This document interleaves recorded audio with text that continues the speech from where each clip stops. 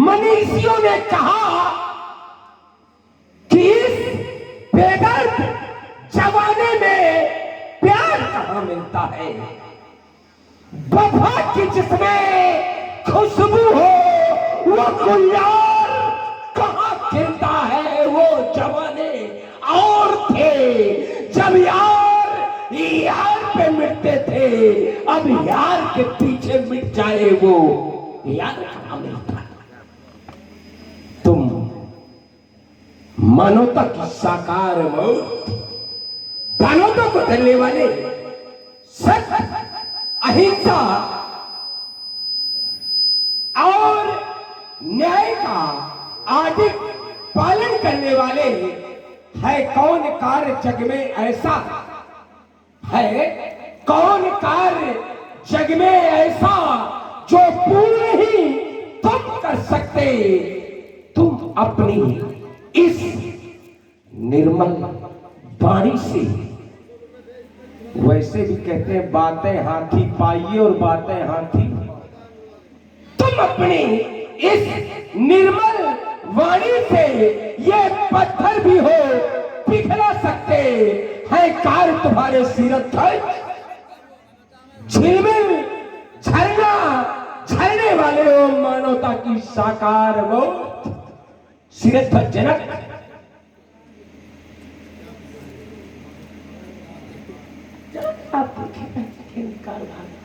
मैं पढ़ रहा हूं भगवान भूत भवन शंकर के पावन पिनाक दर्द।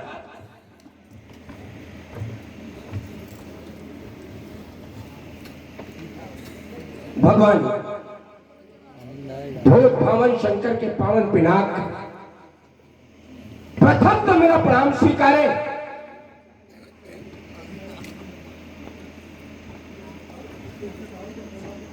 मैंने ये सुना है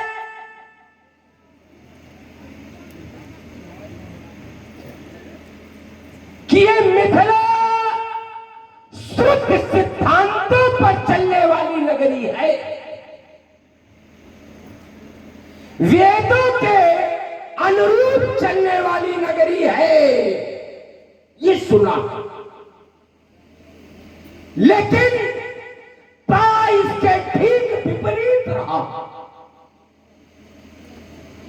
क्योंकि शुक्ल यजुर्वेद की एक ऋचा है, नाथ तीरे नाथ दूरे ना बले नाथ दुर्बल, भक्तहीन मूर्खे चा खट सुकन्या नदी।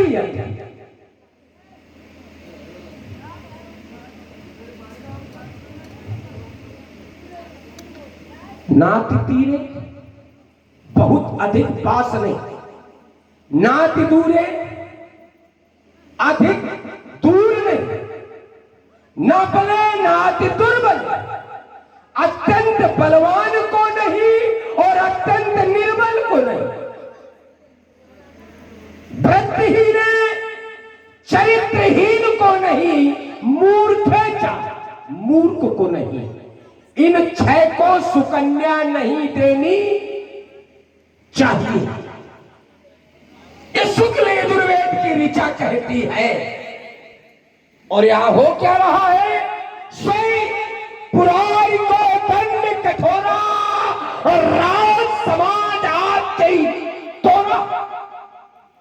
और ये है कैसे जो इन्हें तोड़ेगा, और ये है कैसे तो इमें दो धनुषी श्रेष्ठ दिव्य लोकादि पूज्यते दढ़े बलवते मुख्य। ये बलवान और जो इन्हें तोड़ेगा वो अति बलवान। नियमावली है कि अति बलवान को कन्या नहीं देनी चाहिए।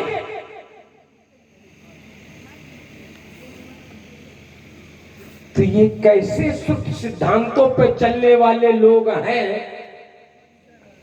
जो शुद्ध सिद्धांतों की ही हत्या कर रहे हैं। अब तो मैं कहने के लिए विवश हूं कि नए मकानों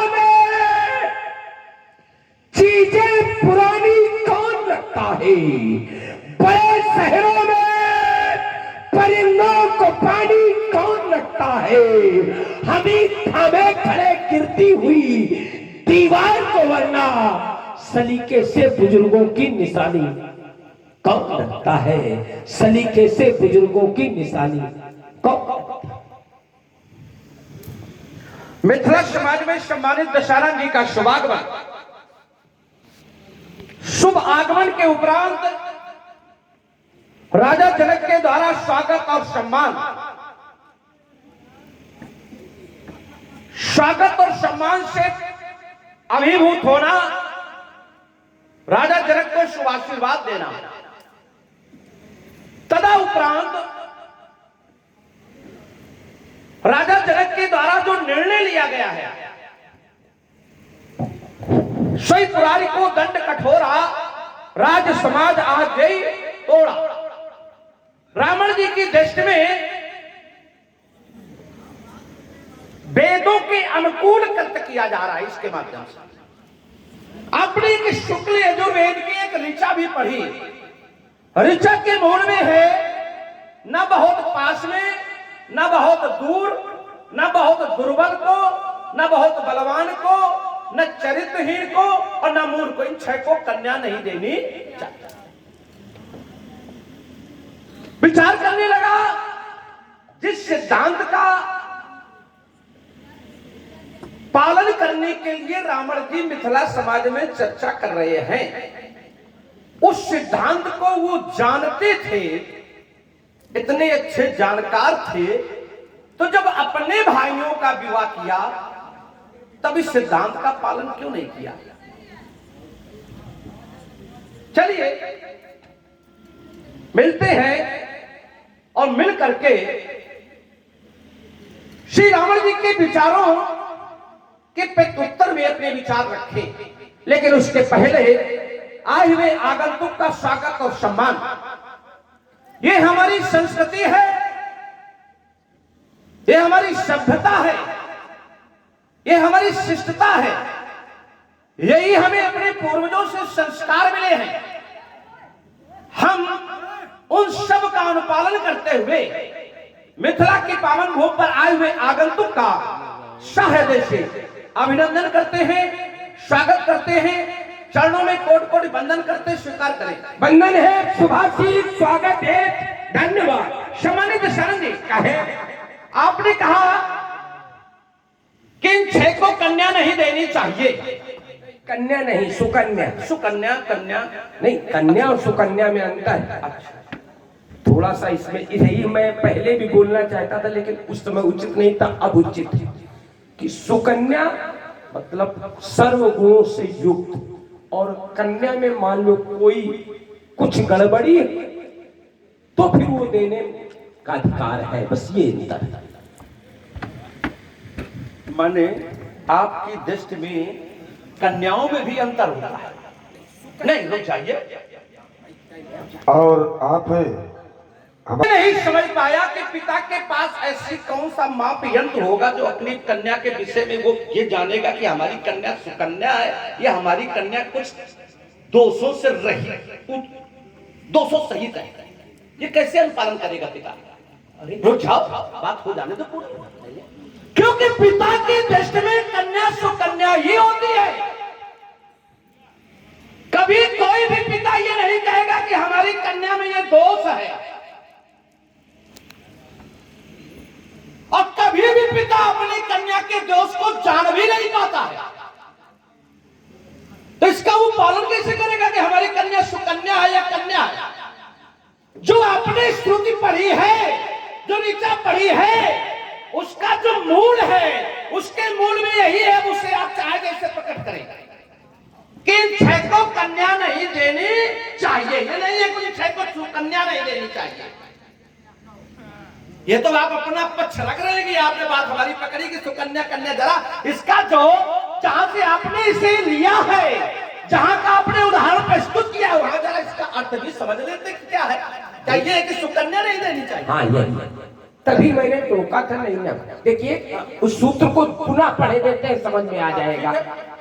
नाथ तीरे नाथ दूरे ना पले ना तितुर बने, व्रतहीने मूर्खेचा खट सुकन्या न दियति। इन 6 को सुकन्या नहीं देनी। सुकन्या देखिए, अब जाओ भाई, अब रुक जाओ भाई, इसी जगह देखो, पे ये गड़बड़ नहीं है। देखिए, आपने अपनी बात रखी, हमें 2 शब्द, केवल 2 शब्द में मैं उत्तर करूंगा। कह रहे हो पिता को, हर पिता को अपनी सारी कन्याएं सुकन्या दिखती है, दिखने में हर व्यक्ति को अपना बच्चा प्यारा होता है, लेकिन बच्चे में क्या गुण है ये पिता को मालूम होता है। मान लीजिए कन्या शरीर से, एक हाथ से, एक पैर से या किसी अन्य अंग से विकलांग है तो वो सुकन्या नहीं कही जाएगी, या किसी शारीरिक रोग से पीड़ित है वो सुकन्या नहीं कही जाएगी। मैंने इन अर्थों में वहां सुकन्या लिखा गया है, आप उसको अन्यथा न ले। अब आप चलिए यात्रा वहां कराए जहां हमारे आपकी। हाँ ठीक है, वही पहुंच रहे हैं। साधुवाद। आपने कहा कि इन 6 को सुकन्या नहीं देना चाहिए, तो क्या मतलब इन 6 को कन्या दे देना चाहिए? माने किसी चरित्रहीन को अपनी कन्या दे देना चाहिए। भाई अगर उसमें सुकन्या वो नहीं, आपने कहा, हमने भी मान लिया, चलिए सुकन्या नहीं है। अगर पिता की कन्या है तो क्या पिता अपनी कन्या को किसी मूर्ख को दे देगा? फिर तो इसका अर्थ ये निकल के आ गया कि भाई सुकन्या नहीं देनी चाहिए इन 6 को, और अगर कन्या है तो इन 6 को आप दे सकते हो। माने मूर्खों को भी अपनी कन्या दे सकते हो, चरित्रहीन को भी अपनी कन्या दे सकते हो, अति बलवान को भी अपनी कन्या दे सकते हो, अति दुर्बल को भी अपनी कन्या दे सकते हो, दूर को भी दे सकते हो, पास वाले को भी दे सकते हो। तो ये अर्थ निकल रहा है। अगर रुक जाइए भाई, अब देखिए रुके तो हम 2 शब्दों में उत्तर। अभी तो हमें बोलने का अवसर का, हम जैसे बोलना शुरू होते आप कहते रुक जाओ भाई, पहले बात पूरी हो जाने दीजिए। तो इससे तो ये स्पष्ट हो गया कि इन 6 को कन्या अपनी दे देनी चाहिए और सुकन्या नहीं देनी चाहिए। इससे ये स्पष्ट हो गया। आपने कहा कि हर पिता को अपने बच्चे से प्यार होता है, इस कारण वो बच्चे के दोष को नहीं जान पाता। ऐसा नहीं है, दोष को अगर वो जानता भी है तब भी उसका यही अथक प्रयास होता है कि हमारी कन्या हमसे श्रेष्ठ हो ही जाए। आपने कहा जैसे कोई कन्या विकलांग हो, हाथ से, पैर से, शरीर से, क्या मतलब है? अगर किसी की कन्या विकलांग है, वो सुकन्या नहीं है, तो कहे चरित्रहीन को दे दी जाए। बढ़िया सिद्धांत आप समाज में परोस रहे हैं। भाई अगर कन्या विकलांग है, बैठे हैं माता पिता के अपनी विकलांग कन्या को चरित्रहीन को दे देंगे। अगर किसी की कन्या विकलांग है तो क्या मूर्ख को अपनी कन्या दे देंगे? वहां सिद्धांत है कि अपनी कन्या के योग ही वो वर ढूंढ करके कन्या का विवाह कर देंगे, ना कि वो चरित्रहीन और मूर्ख को अपनी कन्या दे देंगे। दूसरी बात, सुकन्या, कन्या में सु उपसर्ग लगा हुआ है रामर जी, जरा समझना। और सु का अर्थ होता है सुंदर। सु का अर्थ है हिंदी व्याकरण में सु का अर्थ है सुंदर। तो जहां पर जिस शब्द के पहले सु लग जाता है, वो शब्द जिसका कोई अपना अर्थ हो, और उसके पहले अगर सु लग गया उपसर्ग, तो उसकी सुंदरता का प्रतीक हो गया। तो सुकन्या माने सुंदर कन्या। यहाँ ये नहीं है कि सुकन्या माने कि वो सुकन्या विकलांग, क्या विकलांग सुंदर नहीं हो सकती। इस कारण आपका ये सिद्धांत, बिल्कुल मैं सिद्धांत का खंडन नहीं कर रहा हूं, लेकिन आपके विचारधारा का मैं खंडन कर रहा हूं। दूसरी बात, लंबी वार्ता के नहीं, बात नहीं होता है भाई। देखिए 2 शब्दों में इस बात का उत्तर फिर मैं कर रहा हूं। हाँ, आदमी समझौता करता है, यदि किसी की कन्या विकलांग है या किसी अंग से कमजोर है तो वो समझौता करता है। ये क्या समाज में आप देखते नहीं है? फिर वहां समझौता होता है। ये कोई नई बात बता रहे हो क्या? हमें तो लगता है समाज में रहते भी हो कि नहीं? ऐसा भी हो सकता है। हाँ, बिल्कुल नहीं रहते हो। राजा लोग, प्रायः राजा लोग समाज से हट जाते हैं, कट जाते हैं। ये तो सिद्धांत आप पर भी लागू होता है। फिर अगर राजा लोग समाज से हट जाते हैं तो राजा तुम भी हो, तुम भी समाज से हट जाते हो। अलग अलग राजा है, कोई राजा समाज से जुड़ा रहता है। तुम उनमें हो जो समाज से हटे हो। देखो भाई, ये बात बिल्कुल सीधी है कि जहां कन्याएं किसी अंग से कमजोर होती है। भाई अलग अलग मानसिकता, जैसे कभी कभी कोई कन्या बुद्धि से कमजोर है, भाई जो अल्प बुद्धि की कन्याएं भी कुछ होती है, मानसिक विकलांग होती है, शरीर से विकलांग होती है, बदसूरत होती है, तो उन्हें समझौता करना पड़ता है। फिर वो ये देखते हैं कि लड़का कैसा भी हो, हमें समझौता करना है, पढ़ गए संस्कार करना है। ये कोई नई बात थोड़ी मैं बता रहा हूं, बिल्कुल जो बात है वही रख रहा हूं। हाँ, बात जो तुमने कही कि सुपसर्ग है, इसलिए सुमन सुंदर, सुमन है वहां सुंदर से नहीं, उपसर्ग अवश्य, लेकिन सुंदरता से नहीं है, सु उसके संपूर्ण गुणों से। आवश्यक नहीं कि सु माने खाली सुंदर होता है। अरे सुकन्या का अर्थ कर दो। सुकन्या का अर्थ यही है जो संपूर्ण गुणों से युक्त हो कन्या, वही सुकन्या। और जो संपूर्ण गुणों से युक्त ना हो तो वो केवल कन्या रह गई। वो केवल कन्या, वो तो कन्या तो कोई भी कन्या, 8 वर्षीय 10 वर्ष तक कन्याएं हैं, वो सभी कन्याएं कही जाती, चाहे जैसी हो कन्या कही जाएगी। लंगड़ी हो, लूली हो, एक आंख की हो या अंधी हो, अगर कन्या है, वो उम्र है उसकी, तो वो कन्या कही जाएगी। एक उदाहरण मैं ये दे रहा हूं, और ये उदाहरण शायद आपकी वार्ता को काट देगा। यार तो सब सोच ही रहे कि हमारी वार्ता को सब काट देंगे, काटे आटे कौन नहीं पावत, काटा तो बहन तो बना। राजा संध्यात, हो सकता है आप यात्रा कर ले। हाँ, नहीं ये तो है, ये तो समझते हैं कि इस समय तुम लोग यात्रा बड़ी लंबी लंबी करा देते हैं। राजा संध्यात की पुत्री सुकन्या थी, उसका नाम ही सुकन्या था। ये सही, उसका नाम ही सुकन्या। सुकन्या, इसका मतलब समस्त गुणों युक्त होगी आपके सिद्धांत के अनुसार। अवश्य। और राजा संध्यात ने अपनी उस सुकन्या का विवाह ऋषि चमन के साथ कर दिया। और कब ऋषि चमन के साथ किया? जब ऋषि चमन की दोनों आंखें फूट गई थी। तो फिर नहीं करना चाहिए, क्योंकि विकलांग को विकलांग के साथ करना चाहिए। एक अंधे को कन्या, अगर अंधी है तो अंधे के साथ कर दो, लिंगड़ी है तो लिंगड़े के साथ कर दो, अगर अल्प बुद्धि की है तो किसी अल्प बुद्धि वाले के साथ कर दो, अगर कन्या ज्ञानी है तो ज्ञानी वाले के साथ कर दो। कहा है? तो फिर यहाँ राजा संध्यात को अपनी सुकन्या चमन ऋषि के साथ नहीं करना चाहिए। ऐसे फांसोगे हमको,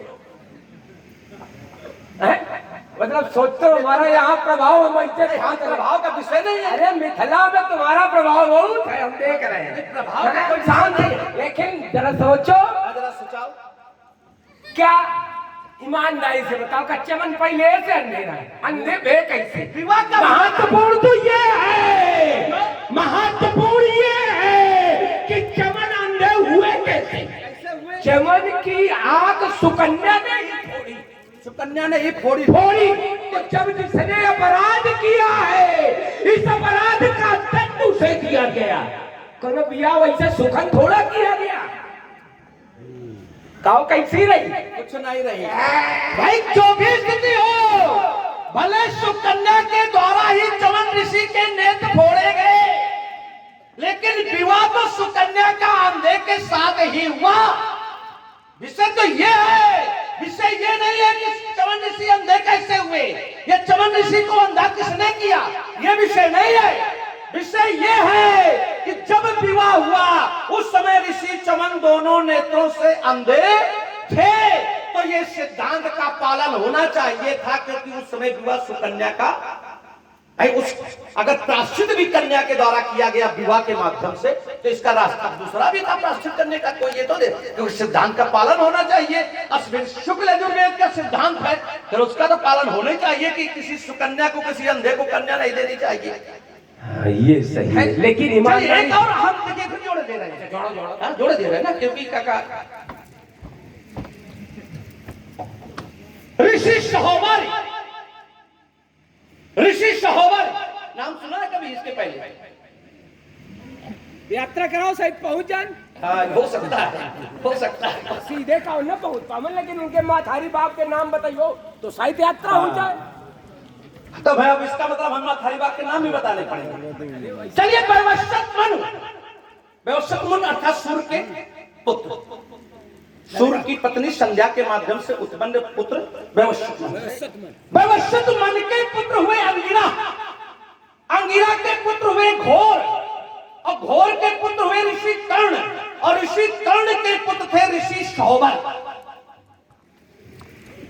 ऋषि शोभर एक बार जल में स्नान कर रहे थे। स्नान करने के बाद उन्होंने सूर्य को अर्घ देने का, अब हमें याद आ गया, लेकिन हमारी के बोल रहे हो फंसे फंसाए। बिल्कुल, अरे चक्कर में न पड़ो। उस समय वो जब जिस समय सूर्य को जल दान दे रहे थे, उसी समय पर एक मछली युगल जोड़ा, मछली का युगल जोड़ा उस जल में कीड़ा कर रही थी। शोभर ऋषि ने मछली को कीड़ा करते हुए देख लिया। उनके मन में भी काम का जन्म हो गया। उन्हें भी लगा कि ये मछली जैसा छोटा जीव ये कीड़ा कर रहा है, तो हमें भी इसका आनंद या सुख भोगना चाहिए। अब ये कैसे संभव हो? उन्होंने विचार किया कि क्यों ना अपने राज्य के राजा के पास ही हम ये प्रस्ताव लेकर के जाए। मानधाता के पास पहुंच गए। आप पहुंच गए, आप समझ गए कि पहुंच गए। तुमने जब पिता के नाम जोड़े तो हमें याद आ गया। अरे गुरुजी, शोभर राजा मानधाता के पास पहुंचे। राजा मानधाता के 50 कन्याएं थी, और ऋषि तो बहुत जीर्ण शीर्ण थे, बिल्कुल बड़ी बड़ी दाढ़ी, बड़ी बड़ी जटाएं, शरीर में भी बल नहीं, माने बहुत अति दुर्बल थे। क्योंकि सिद्धांत आपने कहा अति दुर्बल को कन्या नहीं देनी चाहिए। जिस समय ऋषि शोभर ने मानधाता से कहा कि तुम्हारे 50 कन्याएं हैं, राजा मानधाता के 50 कन्याएं थी, उन्होंने राजा मानधाता से कहा तुम्हारे 50 कन्याएं हैं, कोई एक कन्या मुझे दे दीजिए, मैं विवाह करना चाहता हूं। राजा मानधाता ने सोचा कि तो बड़े जीर्ण शीर्ण, बड़ी बड़ी दाढ़ी, बड़ी बड़ी जटाएं, क्योंकि ऋषि द्वार पर पहुंचा था क्षत्रिय राजा के यहां, तो ऋषि की याचना को राजा नकार नहीं सकता था। उन्होंने कहा कि मेरी जो कन्या आपको पसंद कर लेगी, जरा समझना, बस यहीं पर समझने का खेल है, यही फंसने का खेल, यहीं फंसने का नहीं खेल है, चक्कर में न रहो। यही से हाँ, ये हो सकता है यहीं पर आपके फंसने का खेल हो, ये हमारे फंसने का नहीं है। वो दांव लगाता है खिलाड़ी अपने अपने अनुसार। तुम सोच रहे हो हम इन्हें फांस रहे, हमें दिखाई पड़ो तो पते पता है। चलिए अपनी यात्रा करो। यहाँ पर राजा मानधाता ने कहा जो कन्या हमारी तुम्हें पसंद कर लेगी, उस कन्या के साथ मैं तुम्हारा विवाह कर दूंगा। ऋषि शोभर ने विचार किया कि राजा ने इस वजह से ये बात कह दी है कि हम बहुत दुर्बल हैं, हमारा शरीर बड़ा जीर्ण शीर्ण है, बड़ी बड़ी जटाएं हैं, बड़ी बड़ी दाढ़ी है, तो इस कारण कोई कन्या हमको पसंद नहीं करेगी, हमारा विवाह। तत्क्षण ऋषि शोभर ने योग बल के माध्यम से, जरा देखिए, केवल बल एक ही प्रकार का नहीं होता, योग बल के माध्यम से अपने शरीर को इतना सुंदर बना लिया कि मानधाता की 50 कन्याओं ने शोभर को पसंद कर लिया। अब 50 कन्याएं शोभर को पसंद कर रही हैं। कन्याओं में झगड़ा हो गया विवाह करने के लिए। परिणाम, मानधाता ने अपनी 50 कन्याओं का विवाह शोभर के साथ कर दिया। शोभर तो बड़े ही दुर्बल थे, जीर्ण शीर्ण शरीर वाले थे, तो कहे सिद्धांत का पालन होना चाहिए। देखो यही बात कि जब तक वो दुर्बल समझ रहे थे तो क्या पाणी ग्रहण संस्कार उन्होंने किया ना, टाला। भाई रुके घबराओ नहीं, तुमने पूरी तो घबरा गए, हम कुछ नहीं बोले। राजा मानधाता क्या ईमानदारी से पाणी ग्रहण संस्कार करना चाहते थे? ये टालने के लिए ही राजा ने कार्य किया था कि जो कन्या तुम्हें पसंद कर लेगी, क्योंकि वो कमजोर समझ रहे थे, लेकिन शोभर कमजोर नहीं थे। कैसे थे? बलवान थे। अगर बलवान न होते तो खूबसूरत थोड़ा बन जाते। अच्छा, खूबसूरत ही बलवान होता है? भाई देखिए, नहीं, ये देखिए, यही तेज बल है, ये तेज है सब कोई। तो अगर हम चाहें कि आज हम खूबसूरत हो जाएं, क्या हो सकते? यही हुआ।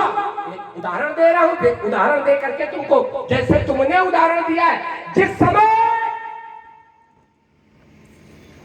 वशिष्ठ के पास विश्वामित्र सेना लेकर पहुंचे,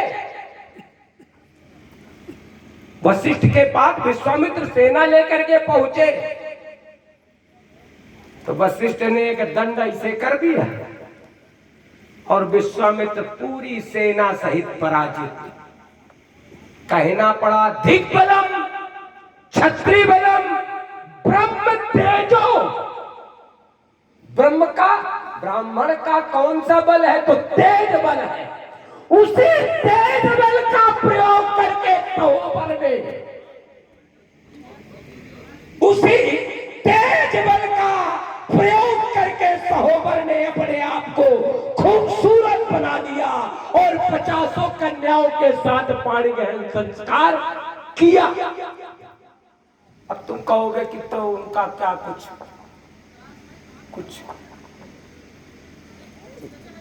ना, पाणी ग्रहण संस्कार तो किया,